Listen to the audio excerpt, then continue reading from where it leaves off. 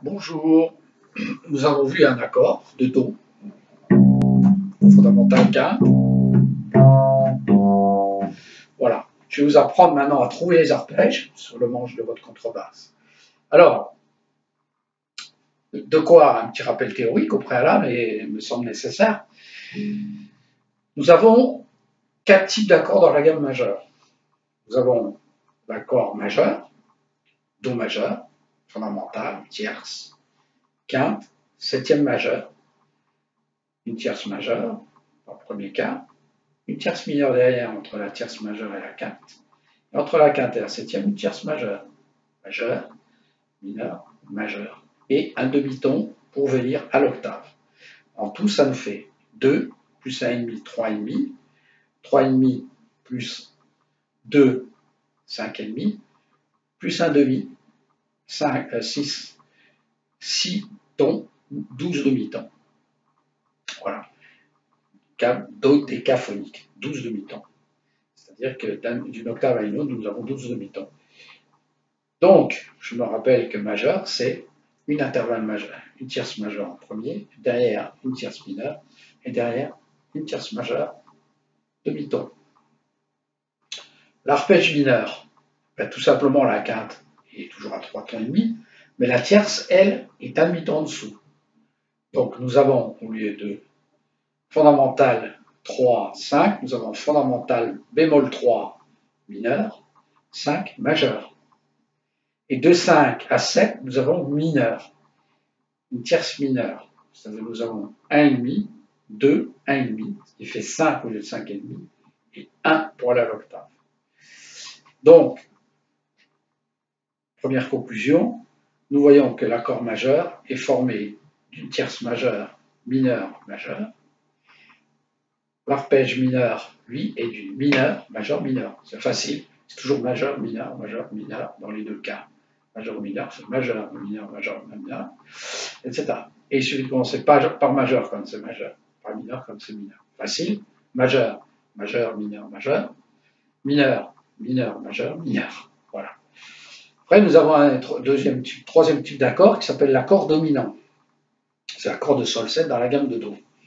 Bon, cet accord-là, tout simplement, il commence comme un accord majeur, mais il a une septième de dominante comme l'accord mineur. Voilà, c'est l'accord typique du blues, du jazz. Voilà. C'est un accord qui est assez instable, qui inspire un peu la révolte. D'un côté, puisqu'il est majeur, il est déterminé, mais de l'autre côté, comme il a une septième de dominante, il a un côté sensible, un côté, comment dire, un peu apitoyant. Voilà. Donc, ce qui fait qu'il a ces deux climats révoltés, mais apitoyés, quoi. Donc, nous avons un premier intervalle majeur, fondamental tierce, jusqu'à la quinte, majeur, mineur, comme l'accord majeur, mais derrière, mineur et 1 pour arriver à l'octave. Donc, cette fois-là, au lieu d'avoir, comme l'accord majeur, mineur, majeur, nous avons majeur, mineur, mineur, plus un demi-ton. Voilà. Puis le quinte bémol, qu'on verra plus tard, le mineur 7 quinte bémol, qui est un accord mineur, ben, tout simplement, c'est un accord mineur qui a deux tierces mineures au départ, puisque la première tierce est mineure, et comme la quinte est bémol, ça nous fait 1,5 plus 1,5, 3 au lieu de 3,5 pour arriver à la quinte. Mineur, mineur. Et majeur. Nous voyons que nous arrivons à 5, donc 5 tons et encore un ton. Donc nous avons une septième de dominante, plus un ton pour arriver à l'octave. Donc, je résume. Majeur, majeur, mineur, majeur. Mineur, mineur, majeur, mineur. Il faut l'apprendre par cœur, ça. Dominant, pareil, l'apprendre par cœur. Majeur, mineur, mineur. Et mineur 7 quinte bémol, le contraire, de mineur à majeur. Voilà.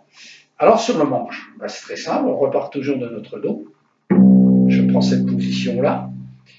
Une tierce majeure se trouve comme l'instrument est accordé en carte. La carte, c'est Mi, Fa, c'est la carte de Do. Fa qui est là. Le Mi est un demi-ton en dessous. Donc la tierce majeure est dessous. Donc on se rend compte qu'une tierce majeure, quelle que soit la position que l'on adopte, c'est dessous moins 1. C'est aussi deux tons, c'est-à-dire 1. Voilà. Ben, évidemment, difficile à jouer. C'est déjà difficile pour un guitariste, un bassiste. Mais alors là, pour un contrebassiste, on n'a qu'une étendue d'une seconde là. Donc ça nous fait 2 positions. En général, on va chercher les tierces majeures dessous. La tierce mineure, par définition, elle va être moins. Il faut enlever un demi-ton, donc venir ici. Ou de rejouer comme ça. OK?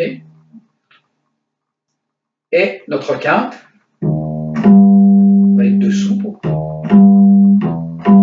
tons et demi. Pour l'accord majeur, majeur, mineur. Pardon. Majeur, mineur. Pour l'accord mineur, mineur, majeur. Le contraire. OK? Donc, voilà. L'accord majeur, fondamental, tierce, quinte. La 7e majeure est là, on le voit. Un demi-ton avant la résolution. Et l'octave va être là. On a travaillé précédemment. Donc, si je récapitule l'accord majeur,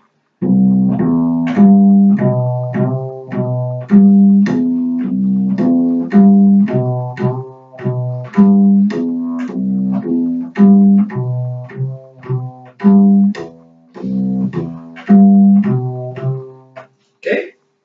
L'accord dominant, je fais la dominante puisque le début est comme l'accord majeur, mais la 7e est majeure. Et il est là. Au lieu d'être là, on va être un demi-ton en dessous du majeur. Donc c'est le même arpège que le majeur, mais avec une 7e de dominante. 7e de dominante. Là, je démanche dès que je suis là, parce que j'ai le temps, et ça va me permettre de tout de suite aller chercher ça.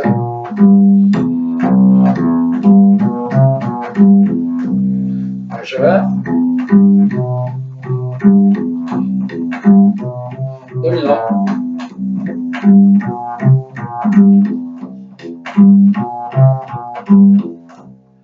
Mineur. Alors, le mineur 7. Ma tierce est mineure. Comme je vous l'ai dit tout à l'heure, nous sommes obligés de changer de position. Au lieu d'être ici, je vais décaler, revenir non pas venir dans une 2e position, mais dans la 1re position. Le Do joué avec le petit pouce. Le petit auriculaire. Tierce mineure. Tierce mineure. 4. 7e de dominante que nous avons vu là. Et là, nous avons l'octave. Donc, je vais démancher comme tout à l'heure. Et je vais.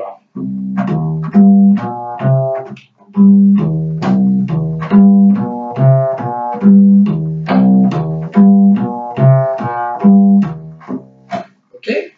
Voilà. Alors, il faut s'entraîner doucement pour le faire. Et le dernier accord, c'est le 7e.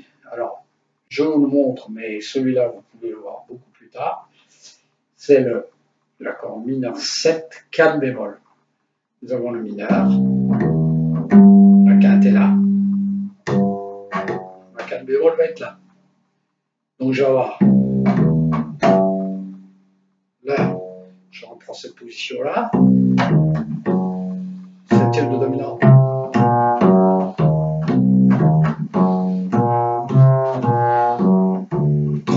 Un, 4, 3, 5. Je donne les numéros des positions. 5e, 3e, 4e, 1er, 3, ici. Voilà. Alors, très honnêtement, il est très rarement joué de cette manière. La plupart du temps, les bassistes vont en mettre à la quinte, ou en mettre la tierce mineure.